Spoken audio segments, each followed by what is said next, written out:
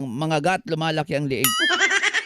Anyway, no, ano sa tingin nyo guys, no? Yung mga ganito kasi guys, no, gusto ko lang bigyan pansin to, no? Kasi kung halimbawa ito ay hindi naman totoo, kasi hindi ko naman napapansin na malaki ang liig niya, no? Lumalaki yung liig niya, 'di ba? Wala naman eh, parang hindi naman eh. Parang ito ay ginawa lang ng ginawang katatawanan, no? So, itong ganito guys, pero itong mga ganito dapat hindi natin ginagawang katatawanan to. Hayaan na lang natin sila no, kung sila ganun sila no. Pero dapat sa side ng Kalingap dapat hindi tayo ganito na gagawin natin katatawanan itong mga ganitong issue na ano. Lalo na yung mga ganito na bukol sa leeg kasi sensitibo itong mga ganitong bagay at saka yan ay hindi rin maganda na kumbaga mag-ano tayo ng mga ganyan no. 'Di ba? So kahit naman na ganun siya, naging ungrateful siya sa ano, doon lang tayo sa issue kung ano lang yung issue na about sa kung saan siya involved. Pero yung mga ganito guys, hindi na tayo ano dito eh. Kaya gusto kong tanungin kung ito ba ay totoo o hindi. Sa inyo palagay. No? So kumbaga, wag na tayong gumaya kay katulad kay Bianbi na gusto niyang bumalik yung ilong ko sa kung saan nanggaling ilong ko. Okay, wag na tayong gumaya sa kanya o sa mga kasamahan niya o sa mga side niya na ganun din yung gagawin natin, no? So, kumbaga parang hindi na siya ano hindi na siya healthy. O kasi wala na sa katotohanan. Halimbawa, kung totoo man to na meron siyang bukol sa leg, wag nating gawing katatawanan 'yan kasi napakaselan niyan at kumbaga mahirap din yung may ganyang karamdaman kasi kapag may nagkaroon ka ng bukol sa leeg o goiter, karamdaman po 'yan eh. Okay? Siyempre, tao pa rin 'yan. Ay, Tito Bong! May live shoutout kay Tito Bong. Nandito pala si Tito Bong sa ating live. Hello, Tito Bong! Mamaya magkakantahan tayo, Tito Bong ha.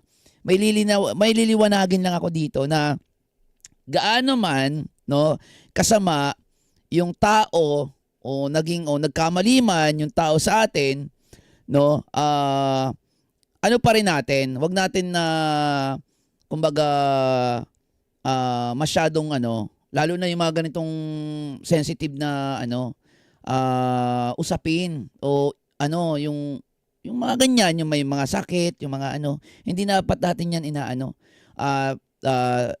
ginagawang katatawanan. Ay pasensya na kayo doon sa aking effect, normal na yan dito sa ano ko, effect ko talaga yan eh. Pero syempre, yan, seryosong usapan, hindi naman dapat natin ginagawang katatawanan to guys, no. Naging ganun man siya, naging ungrateful man siya doon sa mga tumulong sa kanya, siguro naman ay sobrang labis na o kalabisan na kung pati yung mga ganitong bagay anuhin natin sa kanya. Pero kahit ginagawa nila yan sa atin, alam ko naman ginagawa nila yan sa atin, pero tayo dapat hindi natin gawin yon sa kanila. Kasi ganito lang yan guys. Once na sila yung gumagawa noon, babalik yung karma sa kanila. O halimbawa, kung totoo man to, yung ano na yan, kung totoo man yan, sila may kasalanan yan. 'Di ba? Sila may kasalanan yan. Okay, shoutout muna kay Ate Lea Galado, kay Ate Shane Laponce. May galab shoutout kay Cian Gabriel, kay Melda. May galab shoutout kay Sniper, kay Ninette Banji TV.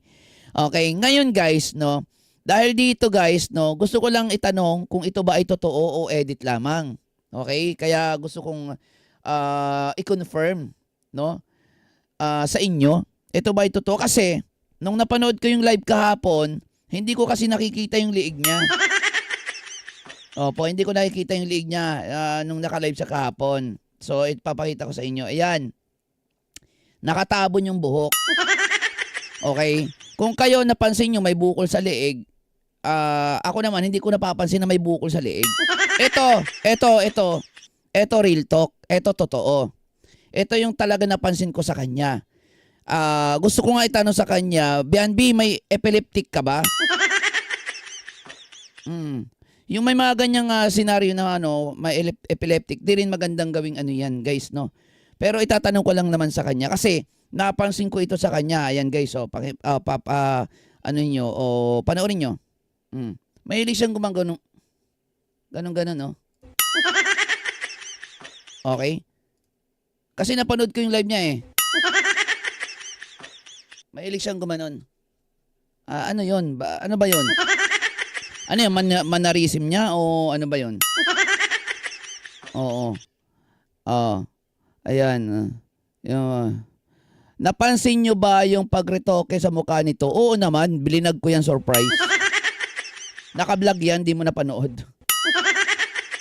Surprise, napansin mo ba yung pagretoke nung ngipin ni idol mo? Andiyan na naman si surprise, oh. Ayan, yan si Papa Bear. Kaya madaming nagmamahal kasi hindi nga naman dapat itapik yan kasi labas na yung sakit ni V sa issue kung totoo man. Correct, totoo. Okay? Totoo yun. Labas na kasi sa issue yung yung mga ganyang bagay, yung mga kaya dapat hindi na natin, sensitibo rin kasi yun guys, dapat hindi na natin pinapost yun kung halimbawa totoo man yun. Pero sana sana hindi totoo. Okay, sana hindi totoo. Kumbaga, syempre, good health pa rin yung inaano natin sa kanila, no, sa pamilya nila, no. Good health pa rin, no, kasi kapag kung magkakasakit sila, mawawalan tayo ng content. 'Di ba? And yung halimbawa may mga sakit-sakit sila, hindi natin pwedeng i-content kasi yun eh. Kasi sensitibo kasi yun guys, no. Kaya please lang, kung hindi naman totoo ito guys, no, tigilan na natin yung ganyan. Doon tayo sa kung ano man yung katotohanan, katulad dito, ito yung totoo talaga nakikita ko. Ayan, yung palagi siyang pumipitik ng kaya, ano ba yan? Na ano ba siya, na anuhan ba siya, na hawahan ba siya ni si Pitik Queen? Oo, yung gumagano-gano yung sayaw, yung sumasayaw na LGBT. Oo. Hindi ko alam kung ano ba yan. Mannerism niya ba? Kasi mahilig siya gumano sa... Ito, pakita ko sa inyo yung live ha. Ito yung live niya guys. Pakita ko sa inyo yung live. Mahilig siyang gumanong ganon eh. So, na ano lang ako. Kumbaga, napuna ko lang din. Oo. Ayan o. Oo. Mahilig siyang gumaganong ganon guys. Ano ba yan? Mannerism ba yan? O yan ba ay sakit? O ano ba yan? Kasi, kumbaga, syempre, kahit na ganun man ang ginawa niya sa Team Kalingap, no, kay Kuya Bal, tao pa rin naman yan, guys. So, dapat sa'yo, nagpapahinga ka na lang, hindi ka na lang nagla-live, oo. Ay, baka mamaya mapasama pa yung pagla-live mo, pagod ka. Wag mong anuhin yung pera. O wag mong ipagpalit yung kalusugan mo sa pera. Yan ang sasabihin ko sa iyo, BNB. Oo, kung halimbawa na masama pakiramdam mo, huwag ka na mag-live. Pwede ka naman magpahinga eh. 'Di ba? Bakit ba sobrang hataw na hataw ka sa sa pera, sa palipad? Hindi mo ba alam na kapag yung kalusugan mo ang nakataya na diyan, ano magagawa ng pera mo kahit marami ka pang pera kung kalusugan mo yung nakataya diyan, no? At yung kalusugan mo talagang hindi na kayang matustusan ng pera o hindi naman lagi na mabibigyan ka ng mga sponsor mo na yan. Baka mamaya pag nagkaanuhan na iwanan ka rin ng mga yan, di ba? Kaya ang maipapayo ko lang sa iyo, BNB, unahin mo yung yung health mo. Oo, unahin mo yung health mo. Hindi yung yan. Hindi ko alam kung may epileptic. Parang may epileptic. Ganun ng ganun. Ako'y kinakabahan din. Opo. Oo. Dapat, nagpapahinga ka. Hindi yung may nararamdaman ka pala, masama pala yung not feeling well ka pala, tapos gusto mo mag-live ng quick lang, pero yung quick live mo, 1 hour and 22 minutes. Yung mga ganun ba? Okay, so, wait lang guys. Ito, ipapakita ko sa inyo to. Ayan, ayan, ayan na. No, ito. Okay, ayan, masyadong malaki. Ayan, liitan natin. Okay, dito natin ilagay sa ayan, katulad nito. Katulad niya, naka-live ka diyan. 'Di ba? Naka-live siya dito. Ayan, naka-live siya dito eh. 'Di ba? Tapos ang title niya diyan, not feeling well. So, dapat kapag not feeling well, dapat nagpapahinga tayo. Hindi yung hahabulin natin yung palipad, yung pera. BNB, kapag ikaw ay nagkasakit, kulang pa yung mga palipad nila para ipagpagamot mo. Oo, 'di ba? Mm. Nainggit sa palipad tong host na to. Ay hindi ko ikakainggit 'yon kung kalusugan ko lang naman yung kapalit. Paano maiinggit? Sinasabihan ko nga siya na kung masama ang pakiramdam mo, eh magpahinga ka kaysa dun sa ipagpapalit mo yung kalusugan mo sa palipad. Oo, ba't naman ako maiinggit sa palipad? Anong gagawin ko dyan sa palipad? Ba't ako maiinggit sa palipad? Sige, bigyan mo ako ng kung bakit ako maiinggit sa palipad. Bigyan mo ako ng dahilan. May pera ako. So, bakit ako maiinggit sa palipad? Kapag hindi ako kumanta dito, itong live na to, kikita to. So, anong dahilan para ikainggitan ko yung palipad? Sige nga. Oo. Diba? Ayan, insulto pa more, bully. Nambubuli daw ako. Nangiinsulto daw ako. Ay, sus. Nambubuli daw ako, nangiinsulto daw ako. Sige, sino ba talaga yung totoo nambubuli? Sige, pakinggan natin to. Okay. Ang gagaya ng ilong. Kanino pong ilong yung ginaya? Tingnan mo, pakinggan nyo ako sino yung totoo nambubuli. Ang gagaya ng ilong. Kanino pong ilong yung ginaya, tita? Manggagaya daw ako ng ilong, siya nagsabi ha. Sana lang po ay huwag bumalik yung ilong sa dati at Ano yun? Sana lang ay wag daw bumalik yung ilong sa dati at gamit pa niya ang? pag si Lord po ay bumawi ng ang gagaya ng ilong. Oh. Kanino pong ilong yung ginaya, tita? Sana lang po ay huwag bumalik yung ilong sa dati at pag si Lord po ay bumawi ng Oh. Ngayon, tatanungin kita, sino ngayon ang nambubuli? Sino ngayon ang ginamit pa ang Panginoon para yung ilong ko ay pansinin at baka ibalik sa dati? Ngayon, sino ngayon? Hindi lang yan, iisa-isahin natin yan. Hindi lang yan yung sinabi niya sa akin. Meron pang sinabi.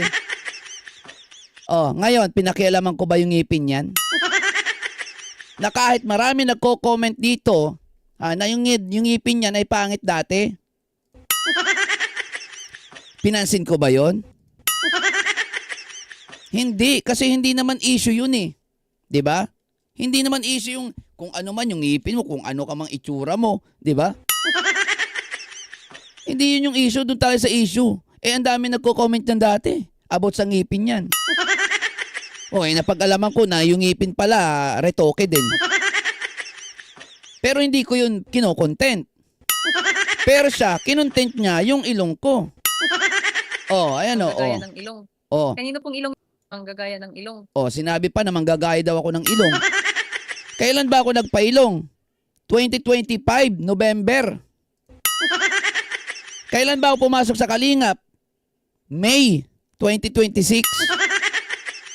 Hindi ko naman yan kilala ay.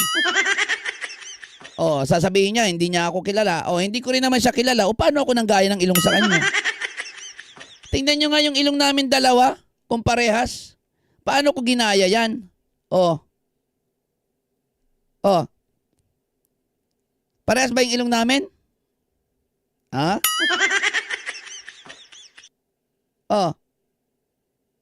Ay bulbos yung niya, yung tip niya bulbos ay. Yung tip ko hindi naman, pointed yung tip ko, yung kanya bulbos. Paano ko ginaya yung ilong?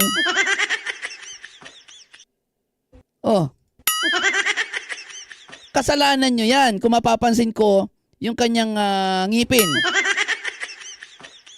Ayan sabi niya, ang gagaya ng ilong.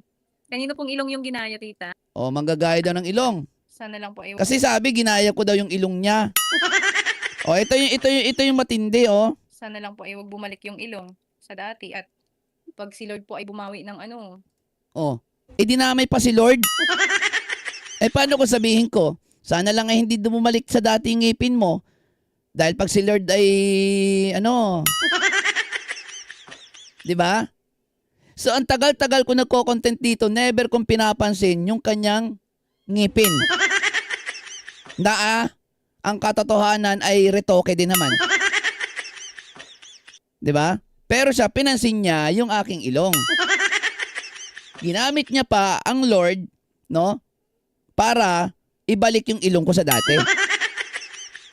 Tama ba yun? 'di ba? O ngayon, bakit lagi nakatabon yung ano, yung buhok mo sa liig? Tapos gumaganon lagi. Oh. Yan oh. O dahil ba yan may sakit ka? Dahil not feeling well? Sabi niya ano, sabi ni Kasinihan, nonsense this host na to. Ay bakit nandito ka? Tapos na ba yung premiere ng idol mo kaya nandito ka? Nonsense pala yung host, bakit ka nandito?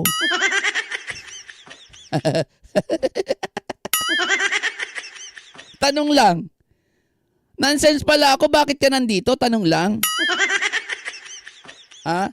Paanong nonsense? Sinabihan nga, ayan Paanong nonsense yan? Gagaya ng ilong. Kanino pong ilong yung ginaya, tita? So ito ang hindi nonsense. Yung sinasabi niya, hindi nonsense. Ayan Sana lang po ay wag bumalik yung ilong sa dati at pag si Lord po ay bumawi ng ano. Yan yung hindi nonsense. Yung ginamit ng Panginoon.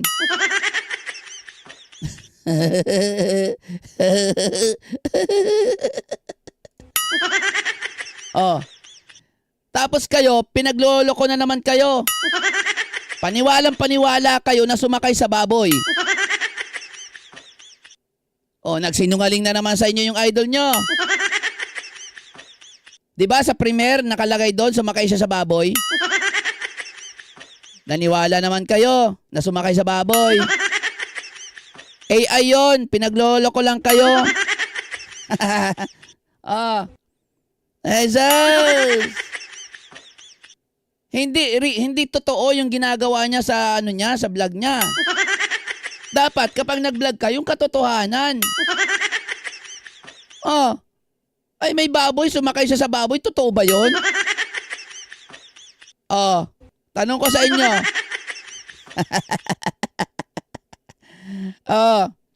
Sabi ni Surprise, basahin natin. Sa mga nagsusuporta kay Berto, kunin nyo original face picture ni Berto at ipaskill sa wall ng kwarto nyo. Ba't inutusan mo yung mga yan? Bakit hindi ikaw yung gumawa nun?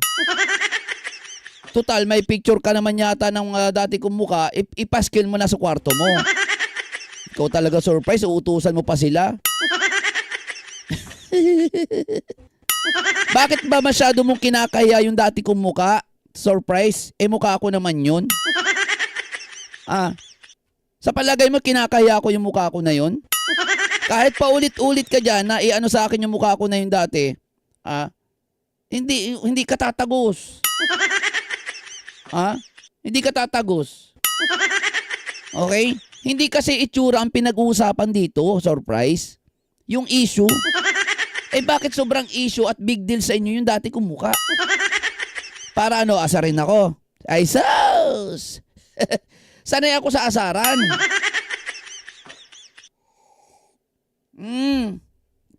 Hindi mo na maano sa akin yan. Alam ng marami yan, alam ng marami ng followers ko na nandyan na nakafollow sa akin na ganun yung mukha ko dati. Bakit pinagdidiinan mo? Ikaw pa na hindi ko followers ang pumupuna. Bakit big deal sa'yo? Ay sus. Tanong lang. Shoutout kay Ate Ann. Shoutout sa'yo. Ayan. Puro may saltik. May mga saltik nga yung mga ni TQ, no? Parang si Tico, napipitikan yata sila kaya sila nagkakado. Wala naman akong dito, tinatanong ko lang naman kung bakit siya laging gumaganon sa live niya. Napapansin nyo rin ba yon? Bakit siya gumaganon? Laging gumaganon Bakit? Yun yung tanong. Ano ba yun? Mannerism niya? Pwede namang steady lang, nakaganyan lang Steady lang. Hindi naman kailangan gumaganon ganon pa ay siya,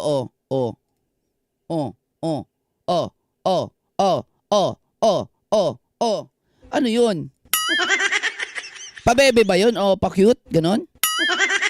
Baka ganon yung style niya o strategy niya. Lagi siya nagpapa-cute sa live niya. Oo.